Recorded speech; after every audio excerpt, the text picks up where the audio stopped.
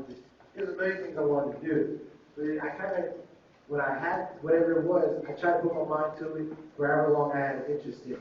And you know, just like I said, being young, you're going to fall in and out of love with a lot of different things. It's all about finding yourself. Then you go and just try to go for it. I mean, you might not always like running, but for the time being, say you want to be an Olympic gold medalist. You know, say you want to be a painter.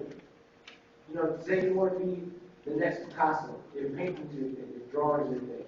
You know, say you want to be going down as a legend, the next Van Gogh. You guys know that.